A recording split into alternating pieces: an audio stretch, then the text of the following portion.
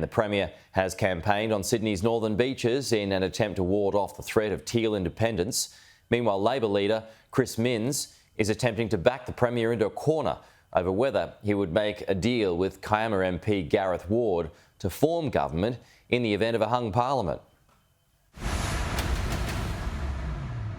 Joined by Manly Liberal incumbent James Griffin, Premier Dominic Perrottet braved the heat and met with locals at DY Beach on Sydney's northern beaches. Enjoying the day? Yeah. Been in? Yeah, good. Beautiful? Beautiful weather. Excellent. The Liberals' three northern beaches electorates, Wakehurst, Pittwater and Manly, are all under threat from independents. The Premier says he's not worried and will campaign in every seat across the state. Our track record of delivery, as well as our plan going forward, ensures that the northern beaches continues to be one of the best places to live, work, raise families. Thank you, Premier. So the Premier does have a problem here, though. Even though what he says here, that the Liberals have a track record, he's got retiring senior ministers of Rob Stokes and Health Minister Brad Hazzard, and there's a teal independent threat backed by Simon Holmes Court's Climate 200. Climate 200-backed teal Jolene Hackman is challenging James Griffin for the seat of Manly. They vividly remember what life was like under a Labor government with two independent members. Manly was left out, under-resourced and completely forgotten. But it was a different part of the coast that's gaining attention. We won't be entering into deals with Gareth Ward if he's elected for the seat of Kiama. I'm not going to form a government with that independent member of parliament.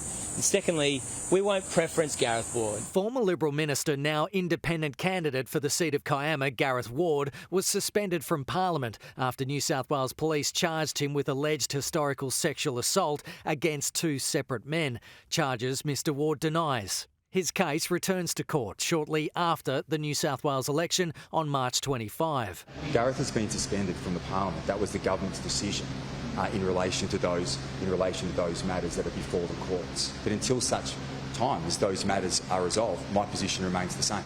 But would not say that he would not do a deal with Ward to get his government over the line in the event of a hung parliament, instead saying, "We'll have a candidate in Kiama and we're going to win it." The other issue facing the Premier is over comments made by his Treasurer and Energy Minister Matt Keane, who flagged the state government may intervene to extend the life of the nation's largest coal power station, Eraring. Eraring provides 25% of the state's power needs, but Origin is on track to retire Eraring in 2025. If you're sitting at home and you're wondering about your power bill and the effects of privatisation, just know this. The current government sold Eraring for $50 million, then they tried to buy it back for $240 million. But in contradiction to his energy minister, the Premier denies there's plans to either buy back Eraring or intervene. We have the energy roadmap to set up our reliable and affordable energy future for the people of our state. That's what we're saying. $32 billion of private sector investment under the Liberals and Nationals, at the same time putting downward pressure on household prices today. And as this is the cost of living election, voters will need to believe he and his team are on the same page to do just that. Kenny Heatley, Sky News, Sydney.